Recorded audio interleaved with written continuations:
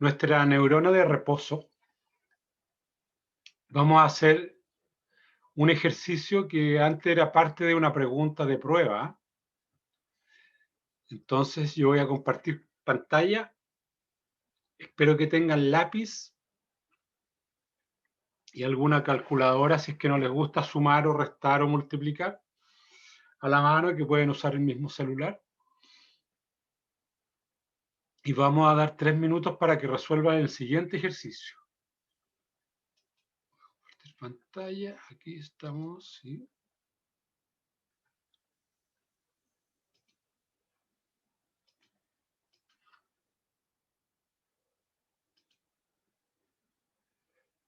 Entonces, en este ejercicio,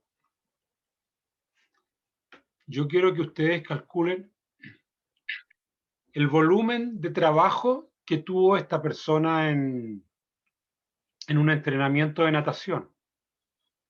¿Ya? Entonces, les cuento.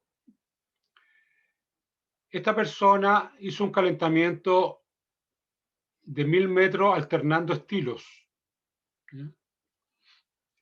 A una intensidad del 60%. Luego nadó 10 por 50 con algunos estilos al 85% de su intensidad. Después nadó 20 por 100 metros crawl al 80%. Después nadó 1 por 1500 metros al 75%. Luego 5 por 100 metros mariposa al 75%. 2 por 400 metros espalda, 85%. Después 4 por 50, espalda al 90%. Y para terminar y soltar, hizo 300 metros. Quiero que calculen el volumen total de ese entrenamiento. 3 minutos para calcular el volumen total.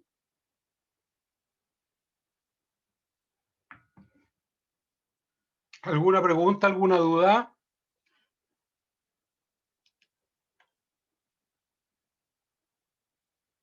¿Solo en metros? Solo metros, sí, solo metros. El volumen en metros o en kilómetros, si viera, está lo mismo, ¿eh?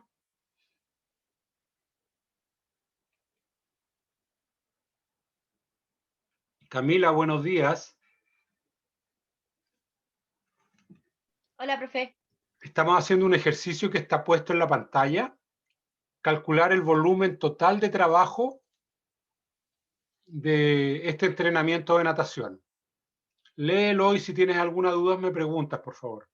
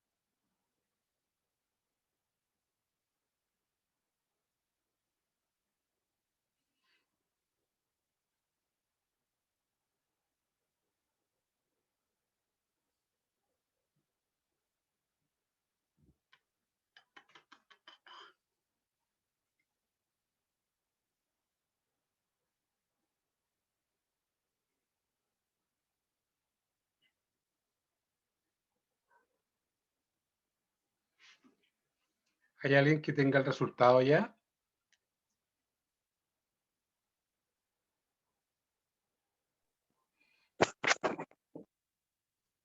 Yo había Felipe. estaba haciendo el cálculo mental Y justo vi también que el Víctor también lo puso. Eran 6.800 metros de volumen. Vamos a ver. Vamos a ver la respuesta.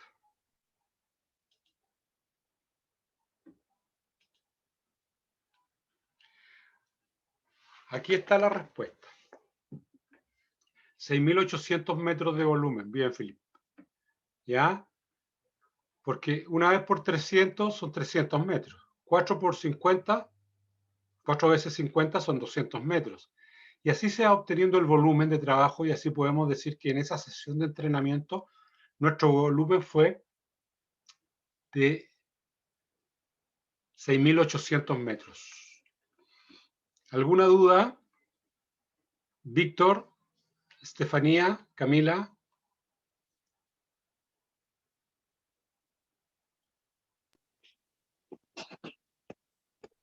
Todo bien, profe. ¿Todo bien?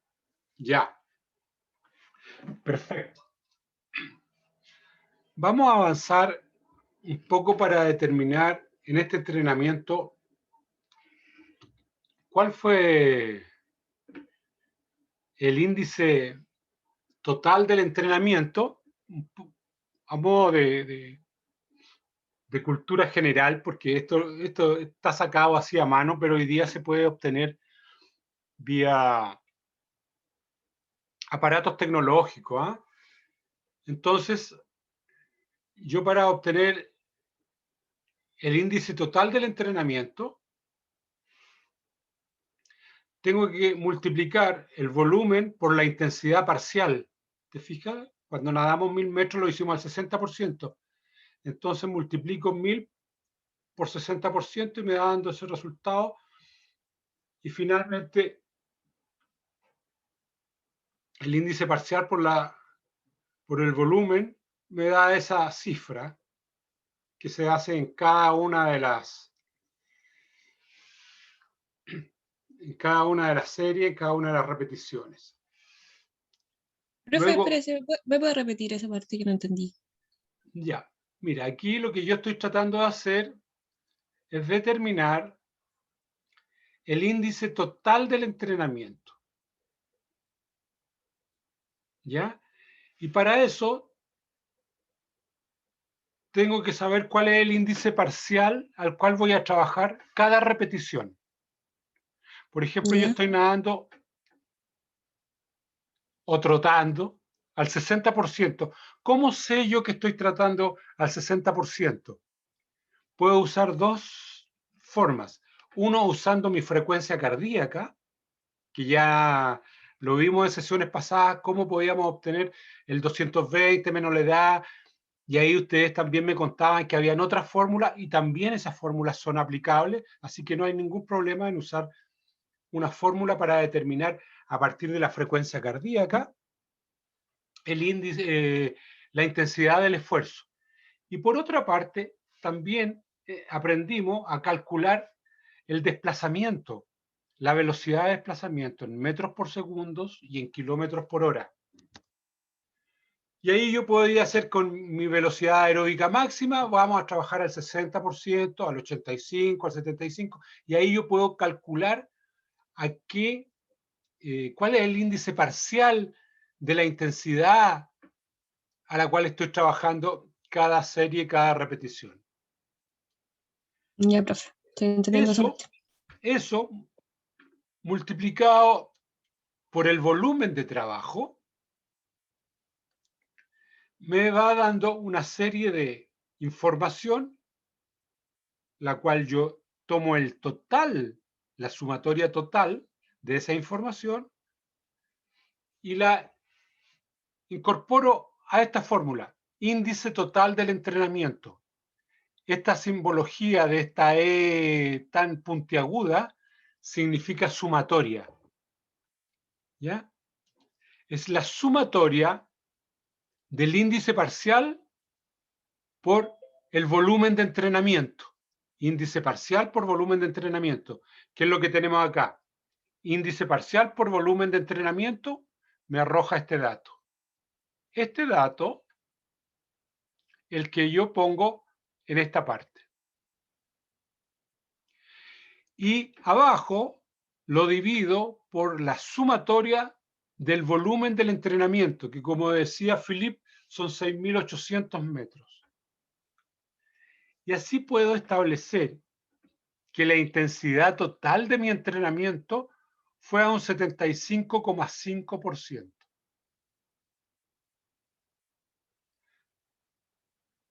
Que es normalmente una intensidad en la cual nosotros ya hemos sobrepasado la etapa de adaptación anatómica y ya estamos entrando en la etapa de entrenamiento específica. ¿Ya? Es un básico ya bastante más acercado a lo precompetitivo, un 75%. ¿Ya? Entonces hemos pasado primero la etapa de adaptación anatómica, hemos hecho un básico 1 y ahora estamos en un básico 2 acercándonos a lo precompetitivo.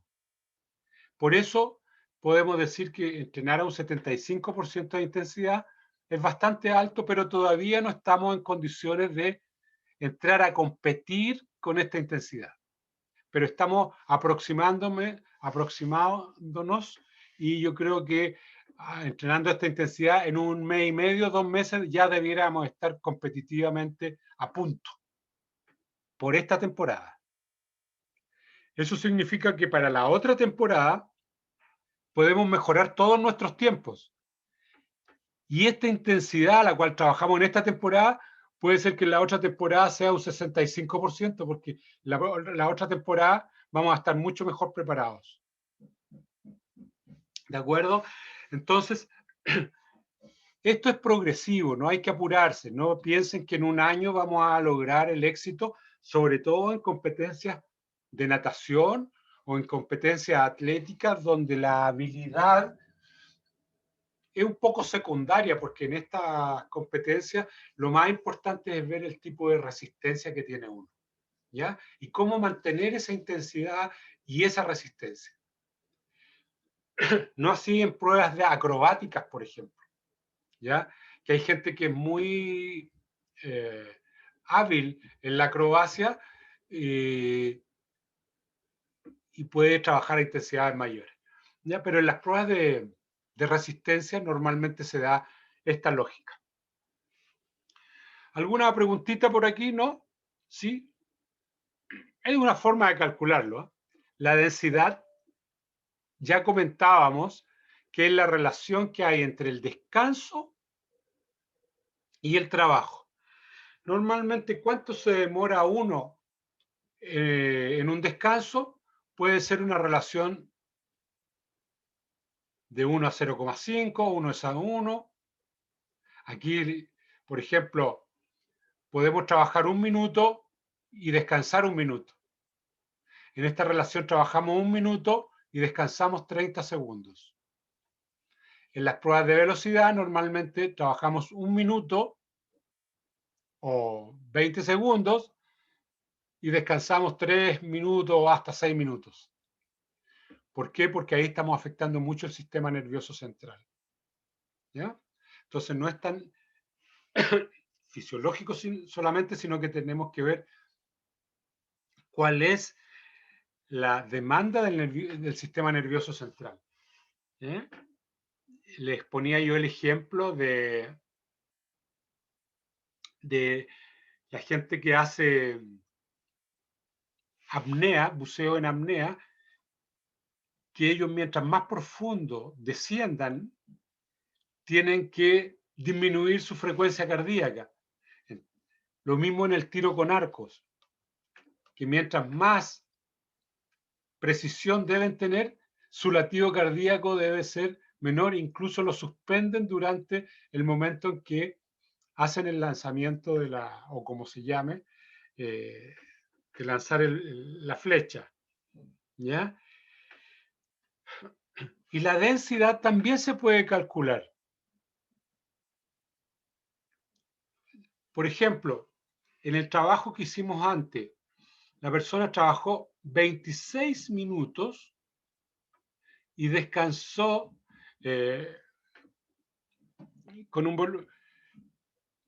descansó 26 minutos, pero trabajó en total 102 minutos.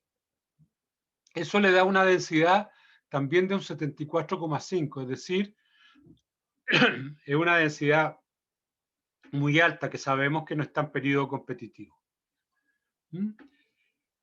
La complejidad ya la saben, me contaba la Magdalena en algún momento que ella era gimnasta, pero no de tan alto nivel, entonces no le podíamos enseñar en ese momento un doble mortal atrás, porque la complejidad era muy alta para ella todavía. Pero quizá en un futuro, practicando, esa complejidad ya no es tanto. Entonces, ¿qué significa cuando consideramos la complejidad del entrenamiento? Que no se apuren con los niños, ya cuando le están enseñando. A los niños, una forma de ir marcando el nivel que van alcanzando, a veces no solo es compitiendo, sino que también haciendo presentaciones. Por ejemplo, en el taekwondo, los niños cuando suben de categoría al otro cinturón, hacen presentaciones. Y eso también es una situación competitiva para ellos. No es necesario que hagan combate.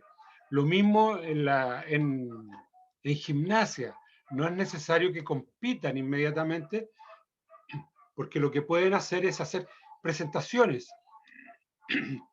Lo mismo en el circo, ¿ya? Hacer presentaciones más pequeñas, después hacer presentaciones más grandes.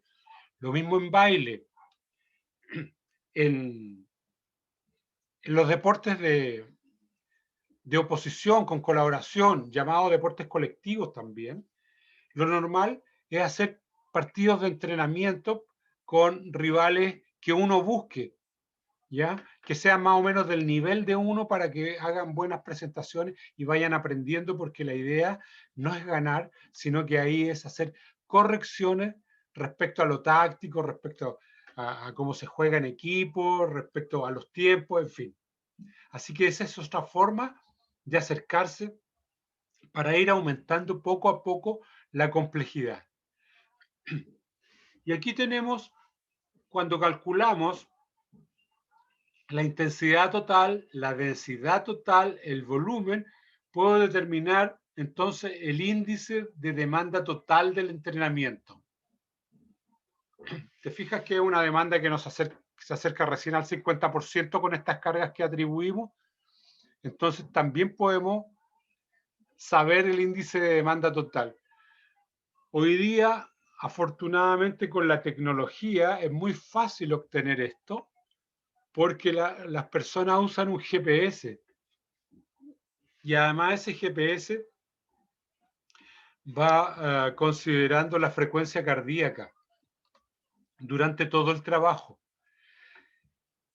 Y también, como el GPS va guardando la velocidad de desplazamiento, la distancia, los recorridos, la frecuencia cardíaca, la velocidad de desplazamiento, es muy fácil determinar la demanda total del entrenamiento. Profe, ¿Sí? yo no había entendido muy bien el tema de sacar la intensidad, cómo calcular. ¿Mm? Ya me puse a preguntarle a algunas personas y me decían que como que no era, como que ya no se hacía así, como que los usaban tablas solamente. Como que eso igual como que ya la gente no lo usa, como que no era tan efectivo, o por ejemplo el RM como que no se le podía sacar a todo el mundo, entonces quedé como con esa duda. Claro, las personas que trabajan en gimnasio, ¿qué es lo que hacen? Usan tablas. Ah, usted pesa tanto, usa tanto, ah, ya, entonces es tanto. Y ese es el error. ¿Te fijas? Ese es el error. Ah, usted mide tanto, pesa tanto, entonces trabaje con tanto. Profe, yo creo Diego, que las tablas que se refiere son como las tablas de la percepción del esfuerzo, de ocupar RPE y RIR.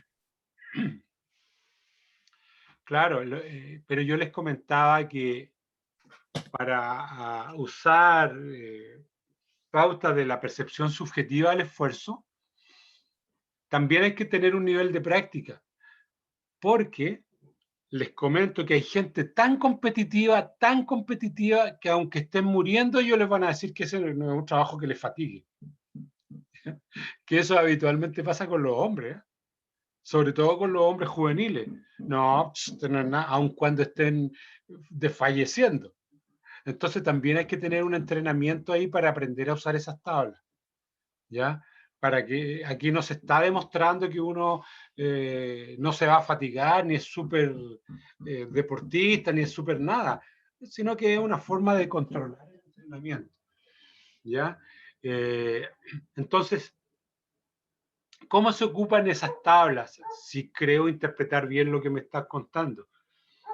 Cuando tú entras a un gimnasio, normalmente en una pared dicen, si tú tuvieras un RM de X, ¿cuál sería el porcentaje? Y te dan una tabla de porcentajes para trabajar. Supongamos, si tu RM es de 100 kilos y tú quieres trabajar al 50, entonces trabajes con 50 kilos. Y ponen tablas así estimativas. Pero para eso, para las personas que tienen, que lo vamos a ver cuando veamos fuerza, cuando tienen experiencia, se usan pesos libres. Pero cuando las personas no tienen experiencia, se usa la máquina de ejercicio, ¿ya? Porque así los pesos son estables, nada, no se te va a caer un peso en la cabeza y no va a perder la estabilidad.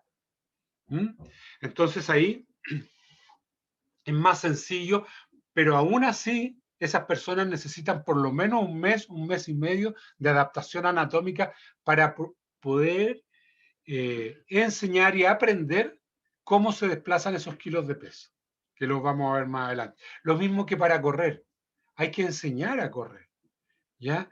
Porque si la gente tiene mala mecánica, usa malas zapatillas, usa malos vestuarios,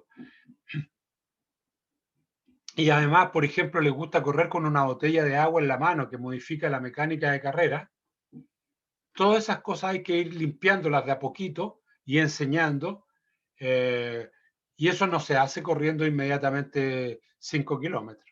Se hace de a poco, enseñando toda la técnica, cómo se hace, si hay mucho balanceo lateral, enseñar. Hay gente que corre saltando mucho y decir que no hay que saltar tanto, sino que hay que avanzar más. Todo eso se va enseñando. Porque se habrán dado cuenta ustedes que el colegio en general enseña poco eso, casi no lo corrige, lo deja como una cuestión natural, nomás trote o corra, pero no le da instrucciones técnicas, salvo cuando enseñan algunas mecánicas de carrera para el salto largo, el salto alto, ahí empiezan a intervenir un poco técnicamente, pero antes no, somos muy dados a jugar sin corrección técnica. Entonces, claro, hay gente que usa muchas tablas, pero cuando nosotros hacemos trabajos ya de buena calidad, tenemos que saber precisamente los índices de cada uno de nuestros estudiantes. Y esa es una cuestión muy compleja, porque una cosa es trabajar con deportistas y otra es trabajar en el colegio, cuando tenemos 20, 30 alumnos. ¿Te fijas? Entonces, con 20, 30 alumnos decimos, a ver, ¿cómo establecemos la carga de carrera de nuestros estudiantes en metros por segundo? Eso yo me refería, por ejemplo, igual como una cantidad, por ejemplo, si tenía un grupo grande, ¿cómo no le podéis sacar el RM a todo? Sí, pues, se saca. ¿Se saca ¿Cómo igual? se saca? Por ejemplo, debemos obtener la velocidad aeróbica máxima de cada uno. Tendríamos que hacerle como un test. No, el test de naveta, inmediatamente los que abandonaron en la fase 3 tienen una velocidad, los que abandonaron en la fase 4 tienen otra velocidad, los que abandonaron en la fase 5 otra velocidad, etcétera, etcétera, etcétera. Y luego con eso, ustedes dicen, ya, ustedes van a trabajar a esta intensidad, a esta velocidad. Los que están en la fase, que abandonaron en la fase 8, bueno, ustedes trabajarán a esta otra velocidad. Y ese es un trabajo que los profesores en general no nos damos. ¿Ya? Pero los que trabajaron, por ejemplo, con con Sergio Galdame. ¿Hay algún estudiante que trabajó con Sergio Galdame en acondicionamiento físico? ¿No? Sí. Con Sí, Sergio, profesor. él les enseñaba esto. Probablemente ustedes estaban tan verdes que no entendían nada de lo que les decía el profesor. Pero el profesor lo que hacía era eso. Ustedes trabajaron, se obtuvo la velocidad aeróbica, los sentaba en el gimnasio y les hacía unas clases teóricas también junto con las prácticas. Yo, como soy más escolarizado y en general trabajaba más con las mujeres son más impacientes, diría yo. Entonces yo la llevaba rápidamente a trabajar, cuidando que no se lesionaran ni sus caderas ni sus rodillas. Pero el profesor Galdame se da esos tiempos porque él decía que ustedes no podían correr si no entendían todo eso. Y una discusión que tenía yo con él habitualmente era que todavía estaba muy verde para entender esa conversación.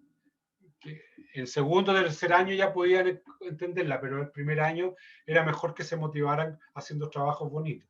Bueno, él tiene el talento de hacer trabajar las dos cosas, hace trabajos muy interesantes y además explica muy bien. Es mucho más talentoso que yo como profesor, ¿ya? Más paciente, yo soy más impaciente en ese sentido.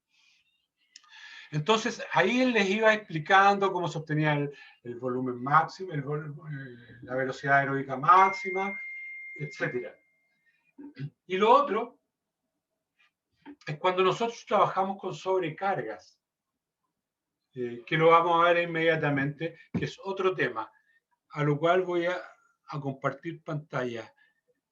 Pero antes de compartir pantalla, para terminar esta sesión, que quedan 10 minutos, y comenzar otra más. ¿Cómo les ha ido con la tarea? ¿Cómo van? ¿Alguna duda? ¿Leyeron la tarea? ¿Por lo menos la leyeron? Ya, me queda Sí, profe, claro. pero el formato de entrega no lo entendí bien yo al menos. Víctor, hay dos formatos. Hay un formato teórico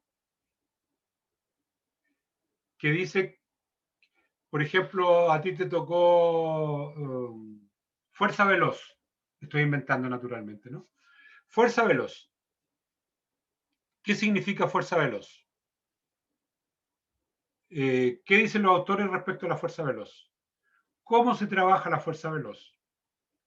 Diseño de una sesión de entrenamiento de la fuerza veloz.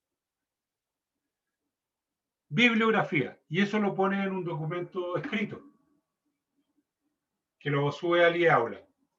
Y por otro lado, haces un entrenamiento práctico de fuerza veloz con tus compañeros de trabajo y hacen un pequeño video de aproximadamente 10 minutos de cómo se entrena la fuerza veloz y hacen una muestra didáctica, práctica, y esa me la envían como puedan, porque por el eAula no lo resiste, pero me lo mandan por el correo o por algún sistema que sea compatible con mi computador. Esa es la tarea, Víctor. Por un lado, el componente teórico de cómo llegaron, qué entendieron, etcétera, y el otro, cómo se hace en la práctica, y ahí lo muestran ustedes. Si son tres, los tres, bueno, uno explicará, el otro practicará, o cada uno hará unas tareas que nos mostrará de manera muy elegante. Digo elegante porque a veces los fondos que uno pone en los videos no son muy elegantes, ¿ya? Pero un poco para que cuiden eso. ¿Se te aclara, Víctor, o no? Sí, más o menos. Bueno, ahí con la pauta me iré guiando.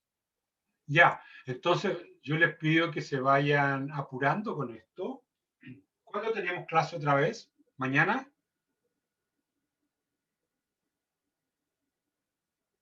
Sí, mañana. Mañana. Mira, porque yo creo que mañana tengo un problema familiar muy complejo para mí, entonces probablemente la clase de mañana no la pueda hacer, entonces todo se correría una clase. Ya supongamos que tenían que entregar el día 10, Bueno, se corren a la otra clase, ya todas las fechas, ya, porque mañana tengo un tema familiar muy complejo que atender y debo viajar fuera de la zona y eso me va a llevar todo el día, entonces no quiero hacer la clase en el teléfono, no es muy cómodo para mí, ni para ustedes Profe, tampoco. ¿Sí? ¿y qué pasó entonces con las clases que se adherió al paro, que fue hasta el lunes, creo, de esta semana? ¿También se correría? Esas clases que adherimos al paro, hay una clase de investigación, tengo, y una clase de evaluación. Claro, eso nos vamos a correr, igual. Sí, pues no puedo perjudicarlo a ustedes. Es que igual yo cuando vi lo del trabajo, se supone que era para la semana del 10, bueno, la próxima semana, ¿Sí? y como se adherió al paro, yo pensé que iba a pasar algún tipo de información esos días. Entonces no sé cómo lo iba a hacer. Quería preguntárselo ahora, pero como explicó que se iba a correr porque mañana no tiene, no sé Sí. qué sucedió con las otras clases. No, ahí tuvimos un paro de adhesión de la Asociación de Funcionarios y Académicos. Yo me adherí naturalmente, pero la idea es no complicarlo a ustedes ni perjudicarlos, ni mucho menos. Así que eso lo arreglamos entre nosotros nomás. ¿Ya? Así que no se inquieten por eso, pero sí inquiétense por avanzar en su trabajo y háganme las preguntas. ¿Por qué razón? Porque estamos en la fase aeróbica, ya entrenamientos aeróbicos, ¿ya? Y vimos muchos entrenamientos aeróbicos que los vamos a recordar al retorno, pero una compañera de ustedes me mandó un entrenamiento perfecto, pero anaeróbico, ¿ya? Porque usó un sistema que ustedes conocen muy bien, que es muy famoso, ¿ya? Que se llama High Interval Training, ¿ya? El HIIT famoso. Y el HIIT es para trabajos de alta intensidad. Y los trabajos de alta intensidad se comienzan a trabajar una vez que la base aeróbica ya está muy bien establecida. Lo que pasa es que a veces en los calentamientos uno hace un poquito de HIIT porque es más entretenido, pero no debe quedarse pegado en el entrenamiento de alta intensidad en los inicios, cuando estamos en los periodos de formación, ¿ya? Sino que primero una base más aeróbica, también mezcla un poquito de HIIT, y después a medida que vamos avanzando, aumenta los trabajos de alta intensidad, dependiendo de cómo vaya la competencia o qué sé yo, y ahí disminuye lo aeróbico. Pero por ahora lo que estábamos pidiendo eran entrenamientos eminentemente aeróbicos. ¿Por qué razón? Porque esto es como aprender a leer. Primero uno aprende a diseñar entrenamientos aeróbicos y después aprende a enseñar, aprende y a enseñar también otros tipos de entrenamiento donde mezcla lo aeróbico con lo anaeróbico o solo anaeróbico o la potencia anaeróbica que son más complejos porque necesitan una base fisiológica de buena calidad. Así que no se apuren todavía con eso. Eso no significa que no estudien y no lean esos métodos que son muy interesantes, pero cada cosa tiene su momento, ¿ya? Y ese momento aún no ha aparecido en nuestra visión. Por lo menos estamos en la parte aeróbica. ¿Alguna pregunta? ¿No? ¿Sí? Profe, a nosotros nos tocó el entrenamiento de resistencia aeróbico en niños y niñas. En este Bien. caso, ¿de qué edad comprendería? Hemos leído un poco la literatura y sale que desde los 5 años ya se podría trabajar la resistencia de base, pero no ¿Cierto? sabemos si tomarlo de ahí o de más edad. Ustedes fíjense una edad sin llegar a la adolescencia. Ya, Y ustedes dicen, este trabajo estará orientado a niños de 5 a 7 años, o de ya. 7 a 10 años, o de 8 a 10 Claro, años. Y porque ustedes le dan el contexto.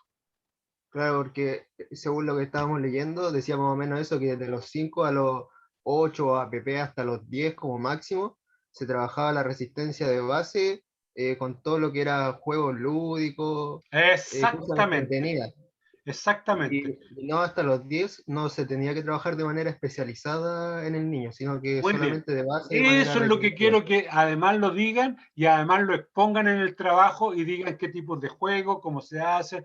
Pueden grabar niñitos o se pueden grabar ustedes, como ustedes diseñen. Ah, ya, profe, perfecto. Cortamos y volvemos a incorporarnos, ¿ah? Vuelvo a hacer otra sesión al tiro.